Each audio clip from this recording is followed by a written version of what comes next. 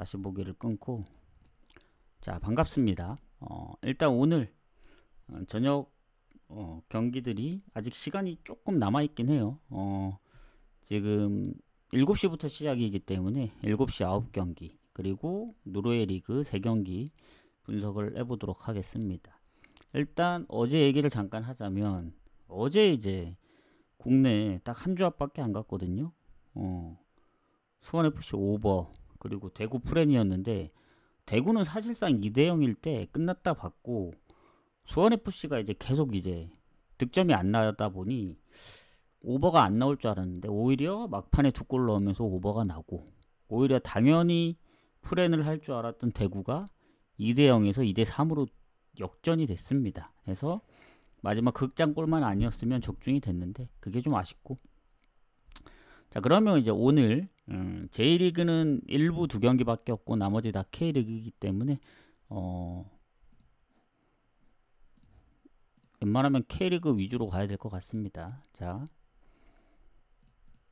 그리고 이제 승무패가 이제 3번 이월됐기 때문에 내일 경기랑 포함해서 이제 돼서 어쨌든 1등이 안 나오면 2등으로 가기 때문에 뭐 소소하게 가실 분들은 가시고, 지금 당첨이 2월된 금액이 포함하면은 거의 뭐 혼자 되면은 거의 로또 수준으로 되는 거죠. 그래서 참고하실 분들 참고하시고. 자, 그럼 가보도록 하겠습니다. 일단 오늘 FC 도쿄하고 우라와 경기 먼저 가보도록 할게요. 자, FC 도쿄하고 우라와의 지금 상성을 보면은, 일단은 최근에는 도쿄가 조금 더 이기긴 했고, 홈에서도 최근에 연승 중이긴 합니다. 뭐 전체적으로는 우라와가 살짝 더 좋긴 한데, 어쨌든 최근 기준으로만 보면 다 도쿄가 조금씩 좋다, 이렇게 보시면 될 것 같고. 자, 그러면 그 두 팀의 이제 성적을 봤을 때 도쿄가 조금 좋긴 하지만 우라와가 성적은 더 좋거든요. 득실도 더 괜찮고, 다만 이제 득점 차이는 별로 없습니다. 2골. 우라와가 실점이 좀 적어서 그런데, 그리고 우라와는 홈에서 아주 성적이 좋은 편입니다. 한 경기 덜 치르고도 2위이기 때문에 홈에서 원정은 아주 딴판이에요. 원정은 하위권에서 놀고 있습니다. 1승밖에 없어서. 근데 패배 자체가 많진 않다. 1승 6무 3패. 그리고 홈의 도쿄면 뭐 홈이 아닌 원정의 우라와기 때문에 좀 해볼만 하지 않을까. 그리고 부상도 크게 없더라고요, 도쿄가. 뭐 우라와도 마찬가지겠지만. 자, 그러면 이제 우라와 같은 경우에는 한 달 거의 좀 안 되게 쉬었습니다. 클럽 월드컵 이후에 경기가 없었고, 그리고 도쿄 같은 경우에는 최근에 이제 컵 대회까지 있었기 때문에 체력적인 이슈로 보면은 우라와가 낫죠. 근데 무조건적으로 쉬는 게 좋진 않습니다. 너무 오래 쉬어도 경기 감각이 좀 떨어지기 때문에 그런 부분, 뭐 일주일 정도면 괜찮은데 지금 거의 보름이 지났기 때문에 마냥 좋다고 할 수는 없어요, 우라와가. 그리고 우라와 같은 경우에는 그 전에 클럽 월드컵 하기 전에는 나름 성적이 꽤 괜찮았거든요. 뭐 승리가 많이 없었을 뿐이지 홈에 비해. 그리고 원정만 보면은 최근 3경기 승리가 없긴 합니다만은 득점도 꾸준했고, 그래서 도쿄가 유리할 것 같긴 해요. 유리할 것 같긴 한데 홈이라서. 그때 컵 대회 일정도 있었고, 그리고 물론 도쿄가 이제 실점이 없던 경우가 좀 있긴 합니다. 홈에서 뭐 비셀고베라든가. 근데 요거는 승패로 예측하기는 좀 살짝 어려울 것 같다는 생각이 듭니다, 제 입장에선. 물론 승무패도 같이 봐야 되긴 하는데, 그 승무패는 제가 따로 볼게요. 따로 승무패를 같이 보면서 하면은 좀 더 머리가 아프기 때문에 냉정하게 승부식으로만 접근하겠습니다. 요거 도쿄 홈이라서 쉽게 질 것 같지 않다. 최근 3승 1무. 그리고 우라와 충분히 쉬었고, 그리고 원정에서 홈보다는 이제 성적이 안 좋지만 6번이나 비겼던 전적. 무승부 유력하다. 사실 승무패 다 나와도 할 말이 없는 경기죠. 그래서 승무패에서 퍼센테이지도 보면은 거의 333이에요. 333. 거의 다 반반입니다. 승, 무패 다 30%대의 그 퍼센테이지이기 때문에 참고하시면 될 것 같고. 자, 그 다음 쇼난하고 세레소. 이렇게 하면 이제 일본 경기는 끝납니다. 자, 쇼난 세레소 같은 경우 지금 보니까 쇼난이 하위권 쪽에 있더라고요. 세레소하고 지금 승점이 10점 차고 실점은 같습니다. 둘이 30 실점. 그래서 세레소도 실점이 적은 편은 아니에요. 왜냐? 뭐 가장 많은 실점이 39골이기 때문에 니가타 30점이 결코 낮은 실점은 아닌데 쇼난하고 이제 비교했을 때 득점이 20골 좀 안 되게 차이 납니다. 즉 실점은 같지만 득점에서 월등히 앞섭니다. 세레소가. 그래서 세레소가 좋을 수밖에 없다. 물론 이제 세레소도 홈에 비해 원정이 좀 부족하긴 해요. 성적이. 실점도 많고. 근데 쇼난이 홈에서 득점이 한 자릿수입니다. 한 자릿수. 그리고 이제 주전키퍼의 부상도 있기 때문에 그런 부분도 생각을 해야 된다. 물론 이제 세레소도 수비 쪽에 부상이 있긴 하지만 주전키퍼 부상보다는 타격이 크게 없죠. 임팩트로 보면은. 그래서 이것도 전체적으로 볼 때 세레소가 좋습니다. 그리고 상성에서조차도 세레소한테 밀려요. 지금 19년도부터 24년도까지 한 7경기 1무 6패입니다. 1무 6패. 최근 4연패 중이고. 그러니까 전체적인 지금 성적도 그렇고 상성도 그렇고 모든 게 다 밀립니다. 세레소한테. 그러면 이제 최근에 이제 홈 성적인데 세레소도 컵 대회를 했고 쇼난도 컵 대회를 했습니다. 그래서 최근 쇼난이 홈에서 이제 컵 대회 포함 이제 2경기 무승부 중인데 마치다전 빼면은 최근에 진 적이 없긴 해요. 한 7경기 중에. 나름 홈에서는 쉽게 안 진다고 보시면 됩니다. 쇼난도. 근데 냉정하게 컵 대회 다 제외하면은 마지막 홈 경기 승리가 4월 나고야전이 마지막입니다. 즉 7경기 연속 무승이라는 점. 그걸 참고해야 되고 그 중에 4경기는 또 득점이 없었고 괜히 득점이 저조한 게 아니죠. 그리고 세레소 같은 경우에는 지난 컵 대회 이기긴 했지만 지난번 홈에서 간바 오사카한테 지면서 연승도 끊기고 최근에 이제 무패 흐름도 끊기고 리그. 그리고 홈에 비해 확실히 원정 승리도 조금 부족하긴 해요. 최근에 3경기째 승리가 없기 때문에 뭐 세레소가 유리하긴 한데 뭐 완벽하게 뭐 매우 좋다 그 정도는 아닙니다. 쇼난도 홈이기 때문에. 그래도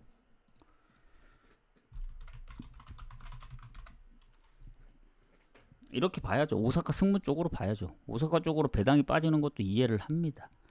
언오버는 솔직히 쇼난의 득점에 달려있다 봐요. 쇼난이 득점을 못하면 언더로 끝날 확률이 크고 그나마 세레소가 이제 득점력이 적은 게 아니기 때문에 원정이라도 다 득점할 때가 있거든요. 뭐 비셀 고베, 교토상가 3득점씩 했고 FC 도쿄 원정에서도 2득점을 했기 때문에 지난번 간바 오사카전 무득점은 어쩔 수 없고 쇼난이 골만 넣어주면 오버 가능성이 높은데 오버 배당이 별로입니다. 그래서 차라리 세레소 승 쪽으로 보는 게 맞다. 이렇게 생각을 합니다. 후원 감사합니다. 등초님. 아이고. 후원 감사드리고 내일 것까지 즉 오늘 저녁 경기랑 그리고 새벽에 있는 노르웨이 축구 그리고 내일 오전에 있는 미축은 아마 밤 늦게 또는 내일 오전에 나갈 가능성이 커요. 일단 요거 끝나고 먼저 보내고 저녁에 일찍 마무리되면 뭐 좀 밤 늦게 보내든가 아니면 패턴상 오전에 가야 적중될 확률이 좀 크더라고요. 그래서 오전에 나갈 가능성도 있습니다. 참고하시고 뭐 내일 저녁 경기는 또 낮에 뭐 노르웨이 리그랑 같이 가니까 그렇게 가신다는 점 저도 후원 감사드리고 어제 좀 아쉬운 거 만회를 해보도록 하겠습니다. 자, 강원 대전 그러면 가도록 할게요. 일단 뭐 일본은 이렇게 마무리를 하고 그리고 K리그 1으로 넘어가서 자, 대전이 순위가 그래도 3위거든요. 지금 보면은 뭐 물론 리그 초반하고는 조금 양상이 달라지긴 했지만 강원이 지금 8위입니다. 실점은 같아요. 득점에서 대전이 조금 앞서 있고 자 강원도 홈보다는 원정에서 승점이 좀 더 높고 득점력도 좋습니다. 대전도 홈에서 잘하지만 원정이 좀 더 좋고. 근데 이제 어쨌든 강원은 홈이기 때문에 대전이 좀 더 유리하다 볼 수 있다. 그냥 단순히 이제 그 승패로만 놓고 봤을 때 대전이 원정에서 한 번밖에 안 졌어가지고. 그런데 일단 강원에 퇴장이 한 명 있습니다. 지난번 수원FC 전에 원정에서 이기긴 했지만 퇴장이 있었고, 대전 같은 경우도 마찬가지로 퇴장이 있습니다. 둘 다 공격 쪽인데 대전은 이제 외국인 선수의 퇴장 같고, 그리고 강원은 국내 선수. 근데 비중은 대전 쪽이 좀 더 높아요. 골도 4골이나 넣고 있었고. 그래서 전체적으로는 대전이 좀 손해인데 최근에 강원 페이스가 좋다. 서울의 그 FC 서울 원정에서 이제 선제골도 넣었고 비겼지만 대구 3대0, 수원FC 2대1, 대구FC 2대1 컵대회까지 하면 최근 4경기 3승 1무. 그 흐름이 워낙 좋습니다. 그 전에 뭐 3연패 했던 흐름도 끊고. 자, 그럼 대전의 흐름을 보면 대전이 초반에 확실히 좋았죠. 근데 계속 뒤로 갈수록 점점 성적이 조금씩 밀려나는 듯한 느낌이에요. 지금 보면은 최근의 경기를 봤을 때 뭐 컵대회는 그렇다 치더라도 리그로만 보면 지금 5경기째 승리 없거든요. 3무 1패. 뭐 패배가 많은 건 아닌데 원정에서 수원FC한테 0대3으로 진 것도 그렇고, 최근 FC 안양, 광주한테도 다 비겼고. 그래서 홈이든 원정이든 최근 대전은 무승부도 많고, 그리고 무실점 경기가 생각보다 많이 없다. 그래서 원정에서의 그 패배가 적긴 하지만 2위 치고는 실점이 13골. 뭐 이게 많다고 보기도 애매하고 적다고 보기도 애매합니다. 참. 어쨌든 대전이 원정에서 잘 안 지긴 하는데 강원의 흐름이 너무 좋다는 얘기죠. 그리고 강원이 최근에 또 뭐 홈에선 대전하고 2경기 연속 비기고 있으니까 전체적으로는 대전이 앞서지만 최근엔 밀리지 않습니다. 뭐 그런 것도 있고, 뭐 둘 다 퇴장이 있긴 하지만 대전이 뭔가 좀 더 손해인 느낌이고, 물론 이제 주민규가 2자릿수 득점을 하고 있긴 한데 대전이 예전보다는 확실히 조금 페이스가 떨어지긴 했어요. 최근에 냉정하게 봤을 때 지금 한 9경기? 9경기 중에 딱 한 번밖에 못 이겼으니까. 그 전북 현대 원정에서 비긴 이후로. 근데 강원은 최근 뭐 리그만 보더라도 연승 중이고 해서 저는 이 경기는 승패로 예측하기가 좀 어렵다 보여집니다. 지금 흐름은 강원이기 때문에 강원으로 배당이 빠지는데 대전이 그 정도 무시할 정도 아니라 보거든요. 뭔가 대전도 지금 무승의 흐름을 좀 끊어야 되는 입장이라 저는 어디가 됐든 득점도 하고 아니면 실점도 할 가능성이 있다. 즉 오버 가능성이 높다는 얘기입니다.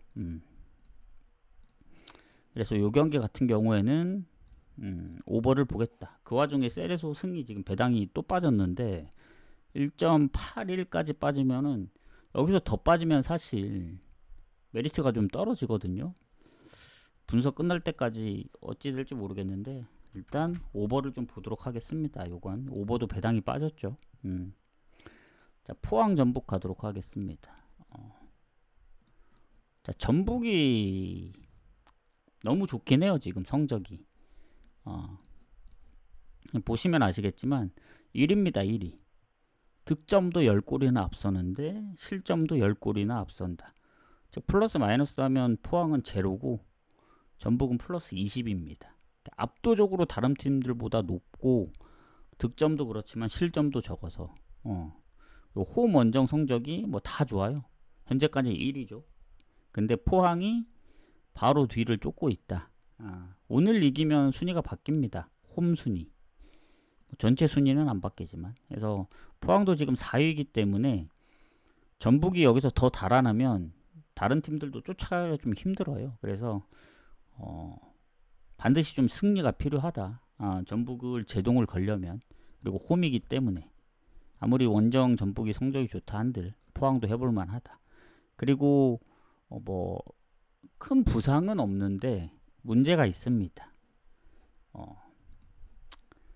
포항의 오베르단 팀 내 두 번째로 골이 많은데 퇴장 출전 못합니다. 타격이 좀 있죠. 그리고 전북 같은 경우에는 없어요. 안 그래도 전북의 기세를 어떻게 꺾냐의 문제인데 퇴장까지 있는데 그 선수가 골에 좀 관여를 했다. 이러면 포항이 손해죠. 포항 입장에서는 좀 힘들다. 그나마 최근에 뭐 제주, 뭐 강원 상대로 두 골씩 넣고 뭐 지는 경기에서도 결국 뭐 비긴다든가 무득점 했던 경기들이 몇 경기 있긴 하지만 생각보다 많지 않아서 그래도 홈이니까 골을 좀 넣지 않겠느냐. 그리고 전체적으로는 전북한테 조금 앞서긴 해요. 그 전체적인 그 스코어를 보면 그 홈의 기준으로 볼 때, 그리고 홈 원정 다 합치면 거의 반반이고, 근데 하필 또 최근에 그 전북 상대로 강합니다. 최근 23년도부터 뭐 아체메 컵 대회까지 포함해서 4승 1무거든요. 즉 전북 상대로 최근에 강했기 때문에 상성은 포항이다. 이렇게 보는데 하필 퇴장도 있고, 포항이 지난번 FC 서울 원정에서 퇴장을 당해가지고 그게 좀 타격이 있고, 왜냐면 그래도 두 번째로 골을 많이 넣었는데 그 영향을 무시할 수는 없고, 전북이 그렇다고 흐름이 안 좋냐. 뭐 포항도 최근에 홈에서 연승 중이고 나름 홈에서 성적이 좋긴 한데 전북이 최근에 오히려 홈보다 원정에서 승리가 더 많습니다. 최근에 보면은 FC 서울 그 컵대회 컵대회를 제외하고 리그만 보더라도 최근에 진 적이 없죠. 언제 졌는지 기억도 안 납니다. 지금 아마 3월이 졌나? 2월 말이 졌나? 즉 이제 몇 개월 동안 무패 흐름이고, 최근에 김천 상무전도 이겼기 때문에 원정 3연승, 그리고 그 전에 강원, 대구, 제주전 3경기 무실점, 그리고 광주전까지 서울까지 하면 몇 경기죠 이게? 5경기인가? 5경기 무실점 중이기도 했고 해서 원정에서는 아마 실점이 압도적으로 좋을 거예요. 그 전북이 3실점밖에 안 했으니까. 그래서 이 경기 뭐다? 아무리 뭔가 포항을 좀 보려고 해도, 물론 이제 K리그 우리가 아시다시피 J리그도 마찬가지고 홈파를 무시할 수는 없는데 흐름대로 가야 된다. 저는 전북이 부러질 때까지는 데려가야 된다 보여집니다. 지금 흐름이면. 왜냐면 그때 한번 수원FC한테 부러질 뻔 했잖아요. 2대0에서 0대2에서 3대2로 역전한 거 보면 아직까지는 깨질 흐름이 아니다, 이렇게 생각을 하는 거죠. 그리고 딱 하나 걸리는 건 포항한테 상성인데, 지금 흐름이면 그 상성도 좀 무의미하지 않을까 해서 저는 최소한 전북이 질 것 같진 않다. 그렇다고 완전 전북 승을 보기에는 그게 조금 걸려요. 전북이 원정 근데 이게 전북이 또 홈에서 무승부가 많지, 원정에서는 압도적으로 성적이 좋기 때문에 무승부를 봐야 되나 이거? 차라리 물을 보지 말고 전북 승을 보고, 만에 하나 뭐 변수가 나온다 그러면은 언오버로 접근해야 될 것 같은데, 전북이 워낙 또 실점이 적다 보니 포항이 만에 하나 골을 못 넣으면 언더로 끝날 수도 있어서 언오버는 그냥 건너뛸게요. 그냥 전북 승만 보고 마무리하겠습니다. 자, 그 다음 제주하고 FC 안양. 자, 이제 K리그 1은 마지막 경기죠. 추천 한 번씩 부탁드리고, 자, 제주 같은 경우에는 FC 안양 상대로 홈에서 진 적이 없어요. 3승 1무. 상성 좋죠. 그리고 지금 제주가 안양하고 승점이 1점 차입니다.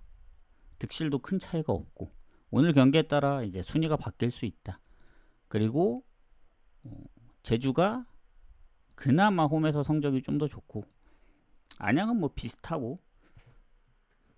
자, 그러면 어쨌든 제주가 부상이 거의 없거든요. 퇴장도 없고.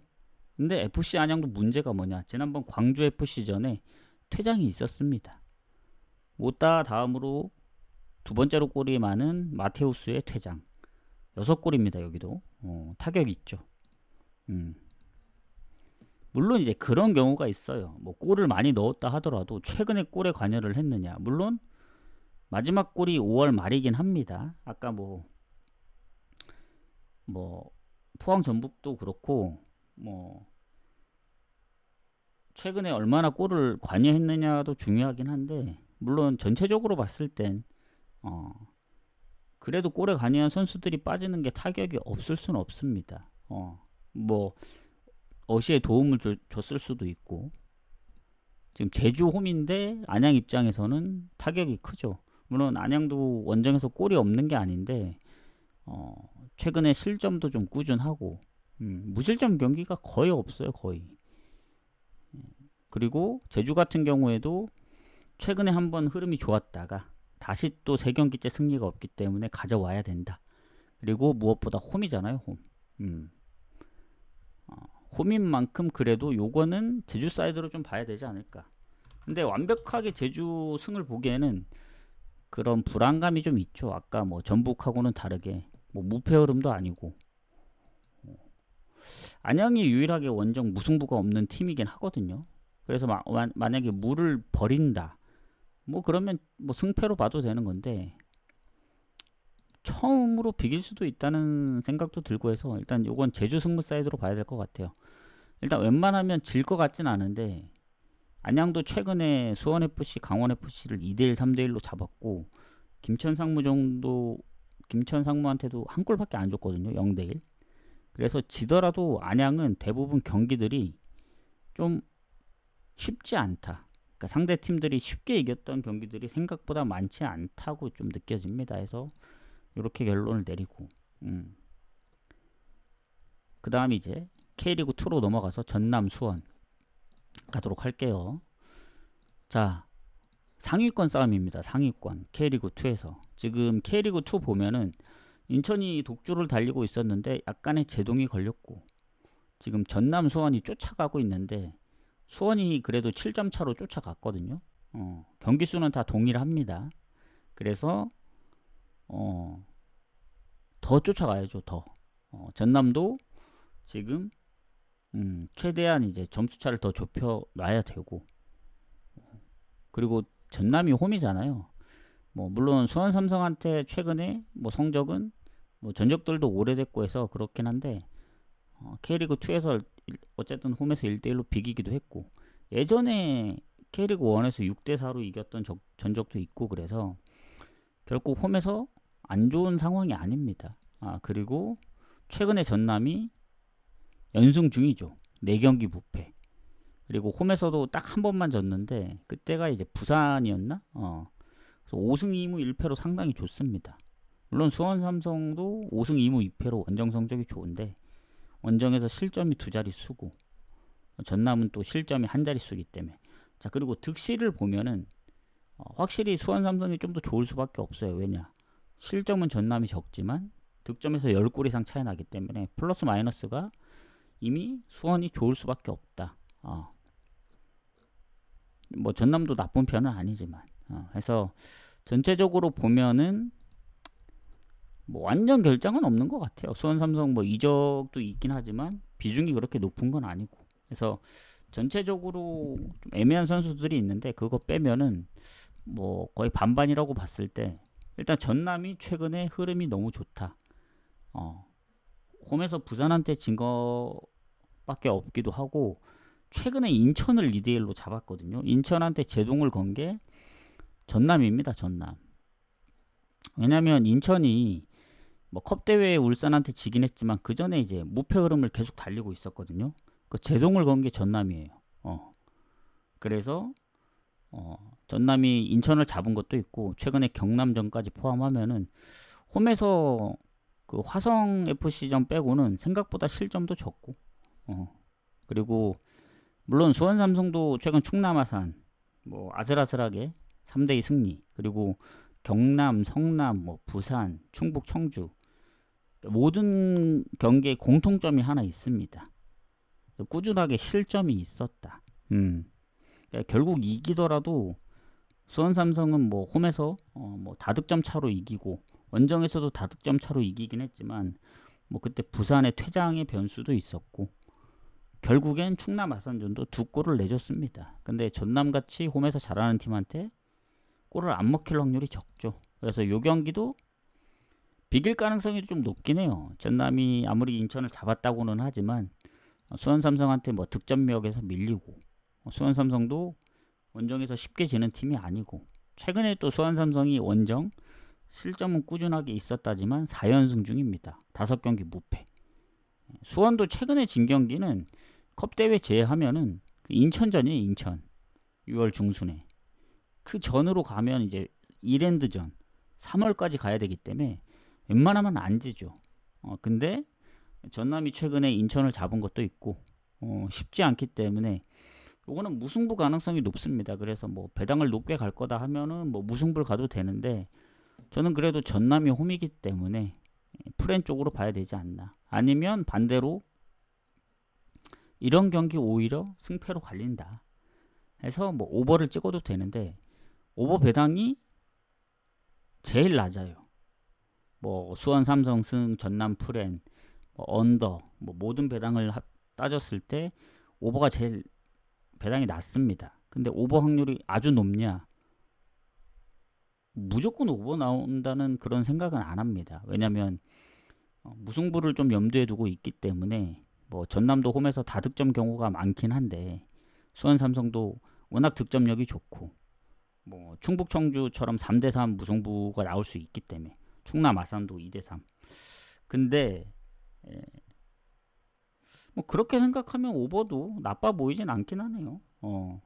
아예 뭐 나는 승패를 모르겠다, 너무 판단하기가 어렵다 그러면 오버를 노려봐도 될 것 같아요. 이게 다득점 무승부도 가능하기 때문에. 근데 뭔가 저는 흐름대로 가면 전남 프렌이거든요. 근데 경기 결과로는 왠지 수원 삼성이 이길 것 같다는 그런 생각이 듭니다. 근데 수원 삼성도 최근에 연승을 했고 전남도 연승을 했기 때문에 비길 가능성이 좀 높다고 봐요. 제 생각은. 인천을 잡긴 했는데 수원 삼성까지 잡기에는 조금 빡세 보이지 않나. 그때 거의 후반 막판에 들어간 것도 있고, 경기 내용 보면 슈팅, 점유율 다 밀렸습니다. 그래서 좀 더 배당이 낮은 전남 프렌을 보기보다는 저는 무승부를 좀 보겠습니다. 왜냐하면 수원 삼성이 최근에 원정에서 졌다든가 최근 페이스가 좀 안 좋아야 전남의 승까지 좀 보면서 전남 프렌을 볼 텐데, 뭔가 전남 프렌 보기에는 배당이 그렇게 매력적이진 않다. 그러니까 배당이 낮다는 게 아니고 그만한 메리트가 있냐 이거죠.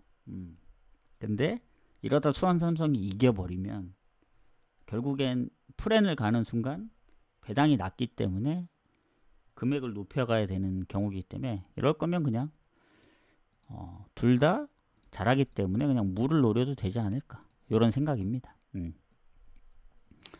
이렇게 해서 좀 마무리를 하고, 그 다음 김포, 여기서부터는 따로 표시를 안 합니다. 그냥 쭉 가도록 할게요.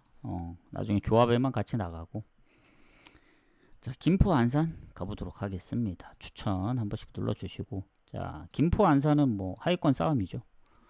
김포 같은 경우에는 지금 보면은 8위, 안산 11위. 뭐 득점도 당연히 김포가 좋고 실점도 좋고 다 김포가 좋습니다. 그리고 홈이고, 안산이 생각보다 홈보다는 원정에서 패배가 적긴 해요. 안산이. 근데 뭐 득점도 저조하고, 다만 이제 김포의 이제 미드필더 호주 선수 한 명이 이제 경고 누적, 그리고 공격에 또 외국인 선수가 지금 부상 때문에 몇 경기 못 나온 걸로 알고 있고, 뭐 요 정도. 안산은 그거에 비해서는 그나마 조금 더 좋은 것 같아요. 완전 결장이라기보단 부상 때문에 이제 몇몇 선수들이 못 나왔었지. 경고 누적 포함하면 김포가 살짝 손해지 않나. 다만 이제 최근에 안산 상대로 연승 중이고, 김포가 지난번 부천전을 비겼단 말이죠. 그리고 제가 제일 이제 뭐 충격을 받았다기보다는 이 정도로 졌어야 했나 했던 경기가 김포 부산이거든요. 제가 그때 부산 프렌이 뭐 거의 이제 웬만하면 중복을 안 가는데 그때 갈 게 없어서 중복을 갔습니다. 경기가 3경기밖에 없어서. 부산이 원정 무패였어요. 그때까지만 하더라도. 이 김포 상대로 한 골도 못 넣었다. 0대3 패배. 그거 보면서 김포가 그래도 홈에서 좀 하는구나. 왜냐면 그전에도 3경기 무패였고, 왜냐면 그전에 인천전 비겼었거든요. 선제골 넣고. 최근에 김포가 이제 성적을 보면은 매우 좋습니다. 중간에 이제 컵 대회 한 번 진 거 빼고는 냉정하게 그 리그만 봤을 때는 홈에서 4경기, 원정 2경기, 즉 6경기 3승 3무죠. 그리고 그 만났던 팀들이 쉽지 않았던 팀들, 뭐 전남 원정, 부천 원정, 홈에서 부산 3대0, 인천 1대1. 요 정도면은 물론 안산도 잘하긴 합니다. 그러니까 안산이 득점력이 좀 낮아서 그렇지 최근 이랜드전도 비겼고 이길 뻔하다가, 그리고 경남전 비기고 천안시티 비기고, 얘네도 뭔가 최근에 못 이겨서 그렇지 그 3무 1패로 그 전에 보면 부산 원정, 성남, 그러니까 생각보다 패배가 많지 않아요. 최근에 졌던 거는 부천, 그리고 인천, 요 정도. 충남 아산은 4월까지 가야 되기 때문에 근래 한 10경기 보면 딱 2번 졌습니다. 2번. 인천하고 부천. 근데 이제 무가 워낙 많아요. 0대0 무가 3번이나 있고 1대1, 2대2. 그래서 안산이 최근 원정 성적만 놓고 보면 1승 3무입니다. 5경기 연속 무패 중이라는 얘기예요. 그만큼 안산도 홈에 비해 원정 패배가 적고 득점이 적긴 하지만 실점도 적습니다. 그래서 김포가 유리하긴 한데 모르죠. 경고 누적도 있고 그게 얼마나 뭐 영향을 미칠지 모르겠지만 그래도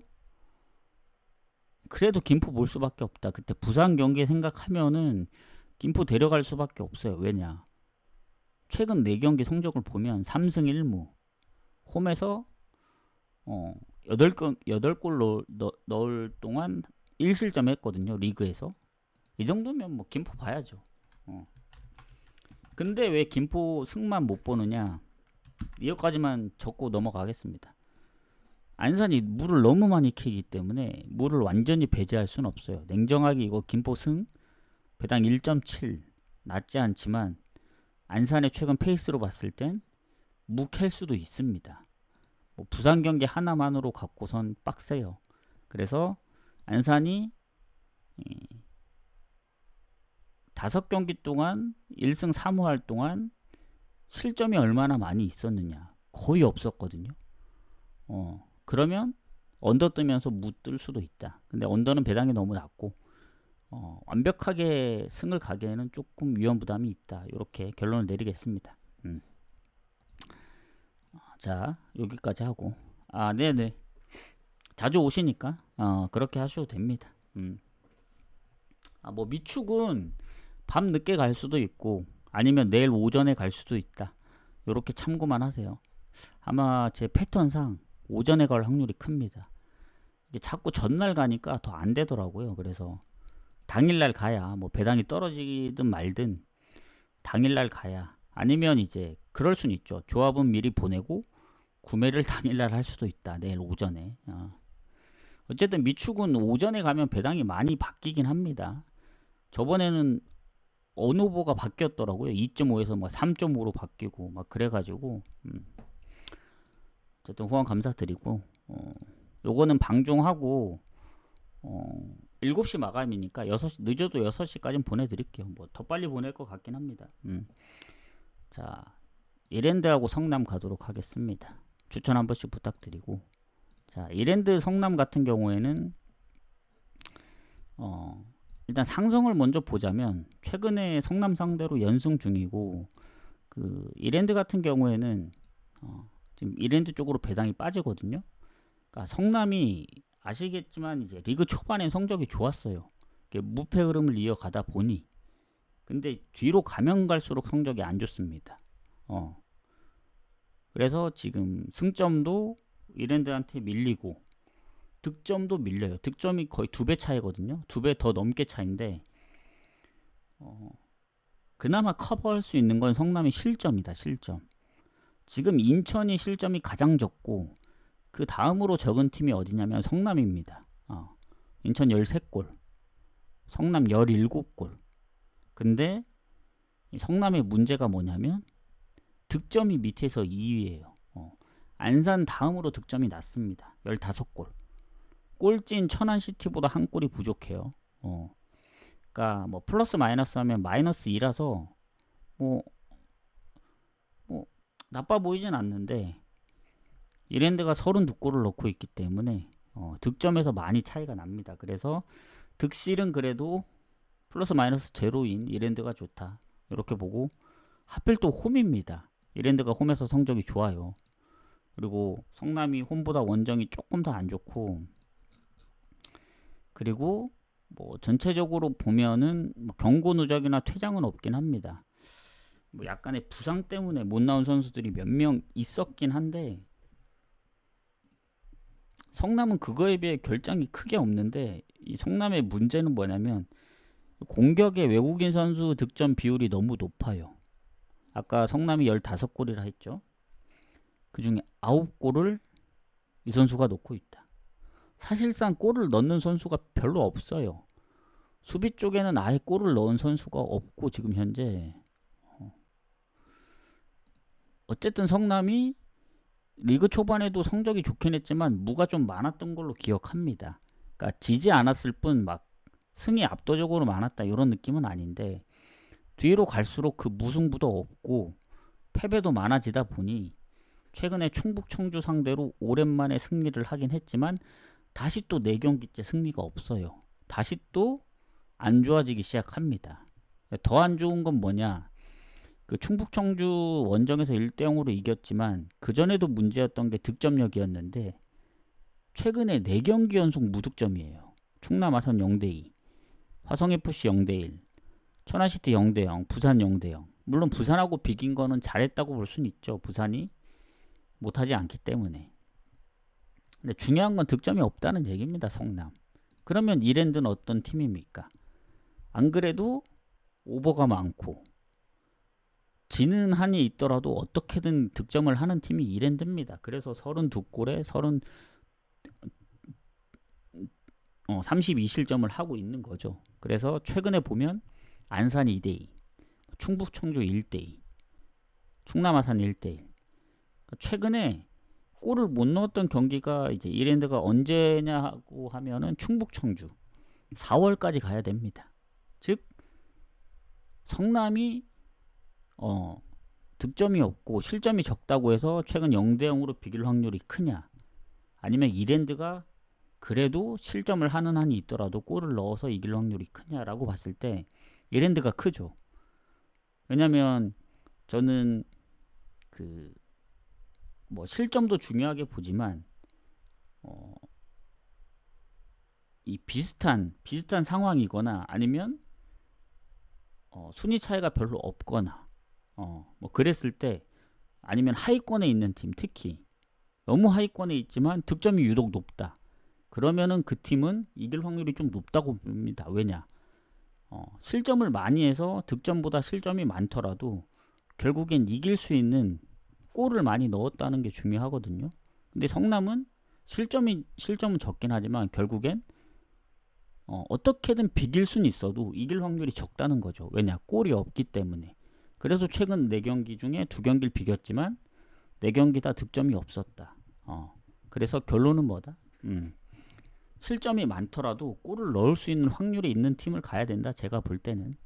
그래서 이랜드도 최근 7경기 연속 승리가 없습니다. 성남은 중간에 한번 이제 충북 청주전에 이기기라도 했지만, 그래서 타이밍상 이겨줘야 된다. 이랜드가. 지금 이랜드 쪽으로 배당이 떨어지는데 마인까지는 모르겠고 이랜드 승보입니다.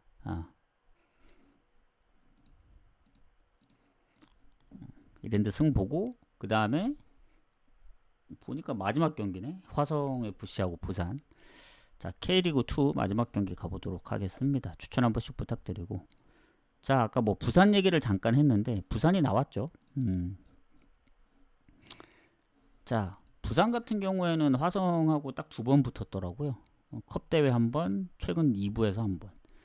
근데 그때 2골 내주고 3골 넣었던 걸로 기억하고 홈에서 상성은 부산이 좋은데 2경기 갖고 논하기는 어렵고 자, 그 화성FC하고 부산의 이제 성적을 보면 되죠.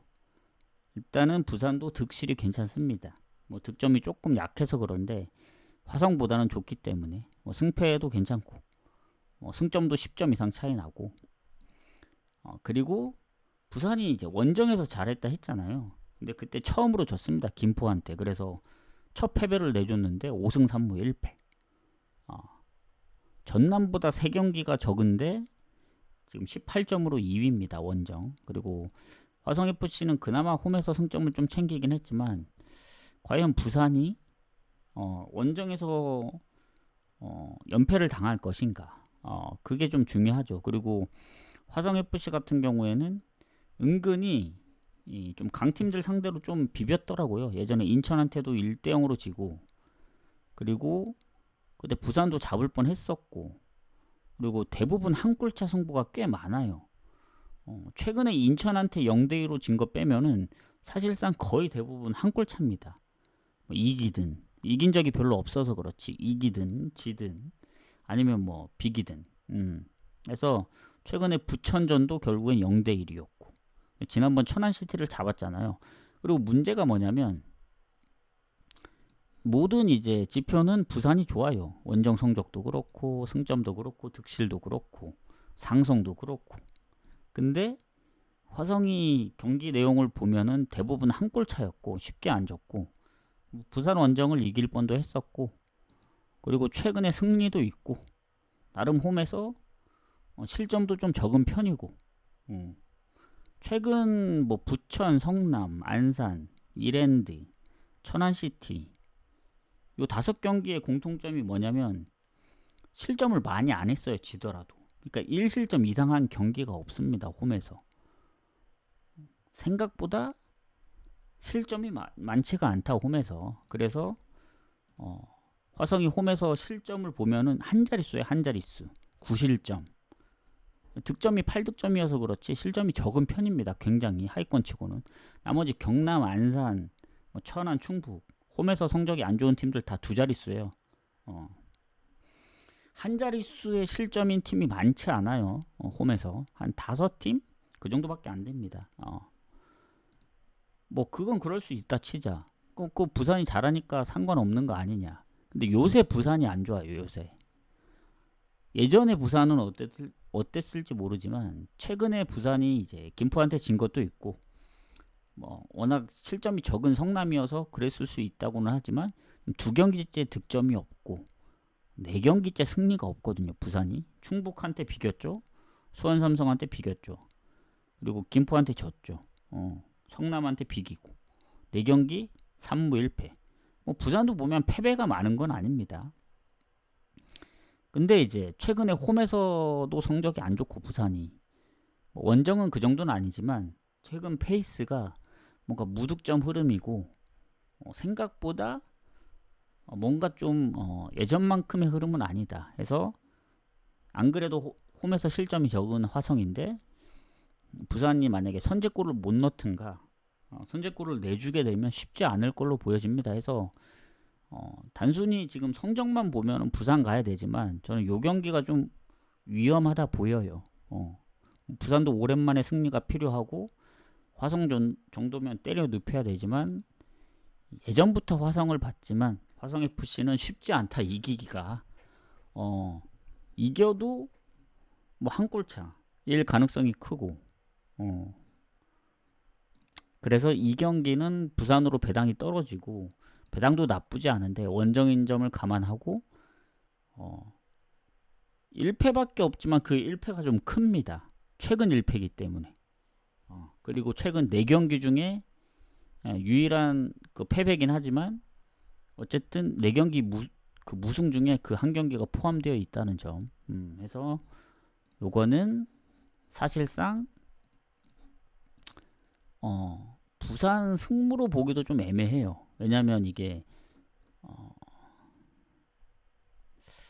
물론 이제 승무패에는 포함되어 있지 않습니다. 승무패에는 이제 J리그 1이랑 K리그 1 그리고 K리그 2도 아마 이 경기는 포함 안 된 걸로 알고 있거든요. 김포랑 아마 이랜드, 그리고 전남까지 해서 지금 보면은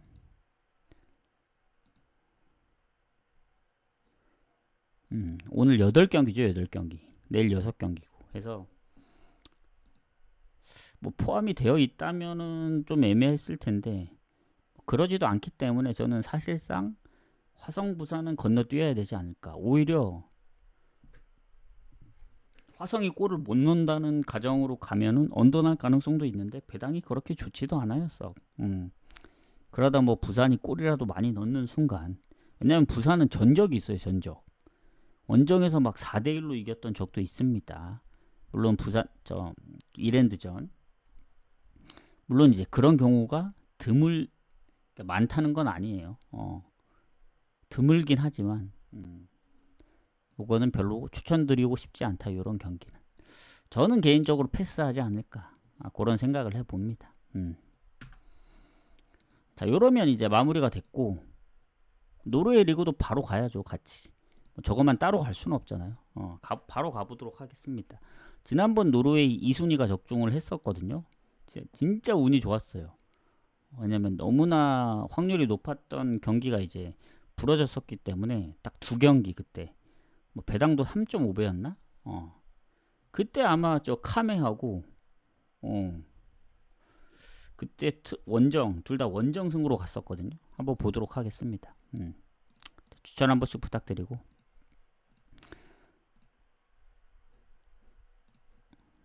오슬로죠. 오슬로. 저게 오슬로인데 SK 브란이 순위가 높아요. 2위. 그리고 두 팀의 상성을 보면은 뭐 거의 반반이긴 하네요. 최근에 또 홈에서 비긴 적도 있고. 자, 일단 그러면 이제 봤을 때 SK 브란이 지금 2위입니다. 득실도 지금 그 KFUM 카메 오슬로보다는 승점도 2배 차이고 득실도 좋고, 다만 이제 이 홈팀이 실점이 좀 적은 편이에요. SK 브란도 적은데 근데 득점이 안 받쳐줘서 그렇긴 한데, 일단 SK 브란은 홈에 비해 원정이 조금 부족합니다. 승점이 원정이랑 10점이나 차이 나거든요. 그만큼 홈에서 강한 거고.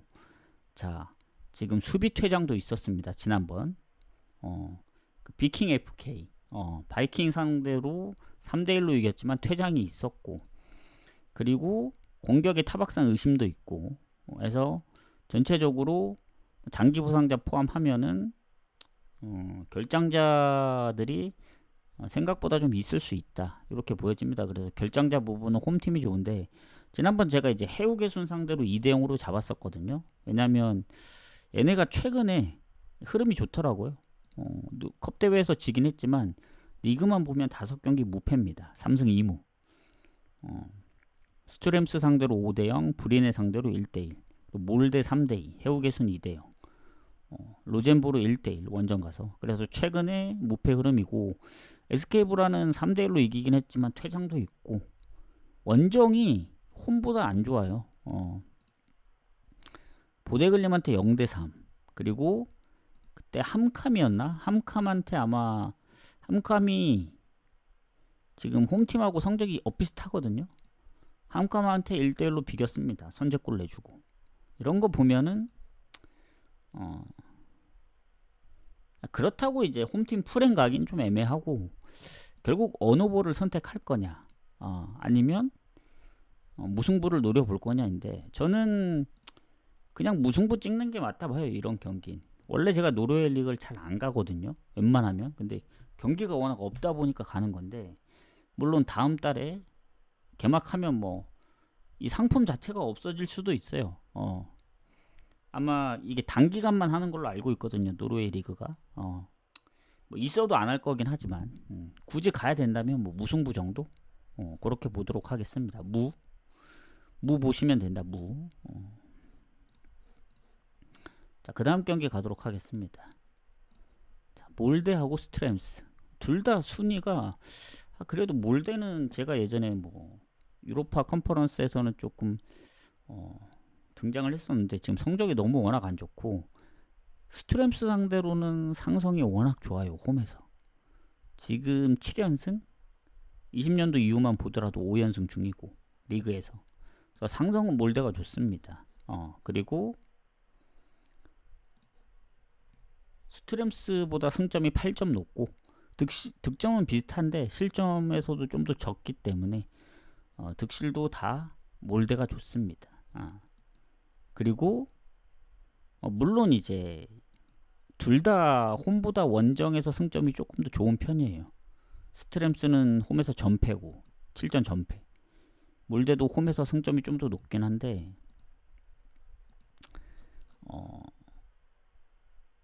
일단은 퇴장이나 이런 건 없긴 해요. 최근에 경고 누적도 없고 스트램스도 마찬가지입니다. 근데 이제 최근에 프레드릭 상대로 4실점에 홈에서도 아까 얘기한 그 오슬로 상대로 3실점. 그러니까 최근 그 성적을 보면은 무승부가 거의 없거든요. 지금 5월부터는 무가 하나도 없기 때문에 거의 승패로만 갈리는데 지금 원정 포함 3연패, 홈에서도 3연패. 어쨌든 연패는 끊어야 되지 않나. 왜냐면 상대는 스트램스입니다. 상성에서 앞서고 스트램스는 지금 8연패 중입니다. 8연패. 트롬세 상대로 2골을 넣긴 했지만 그 전에 4경기 연속 무득점 중이었고, 그래서 이건 그래도 몰대 쪽으로 좀 봐야 되는데 문제가 뭐냐면 몰대 배당입니다. 배당 1.35밖에 안 돼요. 근데 스트램스가 아무리 못한다고는 하지만 몰대도 결국엔 원정에서 1승밖에 없거든요. 오히려 스트램스 원정 2승입니다. 2승. 그래서 이 1.35에 굳이 가야 되냐 그 얘기죠. 차라리 언오버. 뭐 몰대가 골이 없는 건 아니지만 스트램스가, 근데 얘네도 사실 원정에서 골을 많이 넣을 때는 넣었었거든요. 뭐 해우개순 5골, 사릅스보전 3골, 사네피오리한테 지긴 했지만 2골. 언더보다 오버가 많았기 때문에 이거 고민이 되네요. 언어보는 솔직히 흐름은 언더인데 언제든 다득점이 날 수 있기 때문에 그거는 좀 패스를 하고, 배당이 적긴 해도 결국엔 몰대 승을 볼 수밖에 없을 것 같아요. 그리고 몰대가 이제 스트램스를 이겼던 경기 2.5 기준에서는 대부분 다 오버였고 3.5 기준에서도 오버가 몇 경기 있었기 때문에 이거는 그냥 몰대 승을 보는 게 맞다. 배당이 적긴 하지만 그렇게 보고 마지막 비킹 FK 대 보대글림 경기 가도록 하겠습니다. 마지막으로 추천 한 번씩만 눌러주시고, 이게 마지막 경기거든요. 1시 경기. 자, 1위 팀하고 5위 팀의 대결인데, 일단은 이 바이킹 팀이 보대글림 상대로 최근에 그 3경기 무패죠. 1승 2무. 그래서 최근 상성은 좋습니다. 최근 상성은 좋고, 자, 그러면 어쨌든 지금 봤을 때 그 비킹 FK가 득점이 40득점이에요. 압도적으로 좋아요. 보대글림도 득실이 좋은 편인데, 왜냐면 실점이 가장 적은 팀이 어디냐? 보대글림이거든요. 11골. 비킹은 득점이 가장 많긴 하지만 20골을 실점하고 있기 때문에 플러스 20. 그래서 플러스 17의 보대글림보다는 좀 좋긴 한데, 보대글림도 5위 치고는 뭐 1위하고 비벼볼만 하죠. 그리고 3경기나 더 졌기 때문에 사실 3경기 다 이긴다는 전제로 깔면은 1점밖에 차이 안 납니다. 아직 경기 수가 적어서 그래요. 근데 비킹이 홈이죠. 6승 2무. 사네피오르가 6승, 로젠보르 4승 3무. 무패팀이 3팀이 있습니다. 그 중에 한 팀. 그리고 보대글림 원정 3승 2무 1패. 좋긴 하지만 홈의 무패팀한테는 조금 벅차지 않을까. 그리고 둘 다 뭐 퇴장이나 경고 누적은 없는데 부상 때문에 못 나온 선수들이 몇 명 있었어요. 근데 그 선수들이 뭐 미드필더나 공격에도 있고, 비킹도 보면 공격, 뭐 수비는 장기 쪽이기 때문에 보대글림이 만약에 그 공격이나 미드필더에서 못 나온다면 타격이 좀 있습니다. 그래서 뭐 그런 부분들까지 생각을 하면은 그래도 홈팀이 좀 더 낫지 않을까 생각합니다. 그래서 홈팀 사이드로 보는데 일단 최근이 중요하죠. 최근. 비킹은 어쨌든 SK 브라운한테 졌고 최근에 뭐 홈에서 무패긴 하더라도 스트램스 한 골, 로젠보르 한 골. 최근 3경기에 다 한 골씩밖에 못 넣었습니다. 뭐 그 전에 홈에서는 5골, 뭐 3골씩 막 넣었는데 최근에는 그때보다는 득점이 좀 적어진 편이고 보데글림 같은 경우에는 얘네가 이제 우리가 이제 유로파에서 봤었는데 그때 토트넘하고도 작년이었죠. 아 작년이 아니구나. 그러니까 시즌이 5월이었기 때문에 그때 병행했을 땐 아마 좀 빡셌을 거예요. 근데 그 이후에 보면은 나름 뭐 나쁘진 않다고 보는데 최근에 보면은 얘네도 득점이 막 높진 않습니다. 물론 이제 가끔씩 다득점할 때가 있긴 해요. 특히 홈에서는 득점력이 더 좋긴 한데 원정에서는 생각보다 홈보다는 득점이 그래도 좀 많이 못 미치지 않나. 왜냐면 딱 두 자리거든요. 10골. 뭐 패배가 적긴 한데 그래서 요것도 만약에 그 홈팀이 다득점을 하지 못하면 비길 가능성이 충분히 있다 보여집니다. 요 경기도. 근데 홈이기 때문에 저는 그래도 무패 흐름을 이어간다면 근소하게 이제 보데글림이 정배를 받았기 때문에 무승부 가능성이 높긴 하지만 홈팀 프렘 보는 게 가장 좋지 않을까. 왜냐하면 보데글림 쪽에 뭐 공격에 이제 뭐 머리 부상 의심 때문에 몇 경기 못 나왔고 물론 이제 가장 많은 골을 넣은 선수는 아니긴 하지만 미드필더도 그런 허벅지 부상 의심 선수 때문에 이런 게 만약에 결장으로까지 계속 이어지면은 타격이 좀 있을 수 있다 보여집니다. 해서 프렘 보는 게 맞다. 이렇게 좀 정리를 하겠습니다. 그래서 방송은 여기서 마무리를 하고 아마 미축은 내일 오전에 방송할 가능성이 크고 조합은 뭐 빠르면 뭐 11시 마감 전에 보낼 수도 있고 아니면 11시가 넘으면 그냥 내일 오전에 보내든가 그렇게 하도록 하겠습니다. 그리고 미축까지가 이제 그 금일로 치는 겁니다.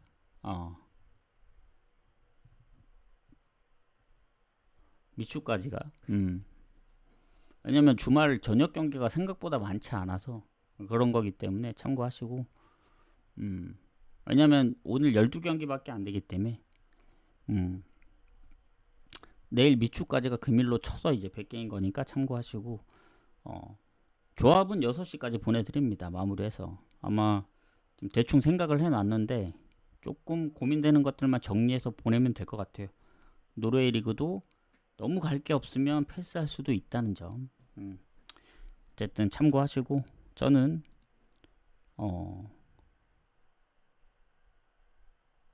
올 수 있으면 늦게라도 이제 미축을 하러 오고 아니면 내일 오전에 오도록 하겠습니다. 나가시기 전에 이제 추천 즐겨찾기 한 번씩 부탁드리고 저는 이만 가보도록 하겠습니다. 수고하셨습니다.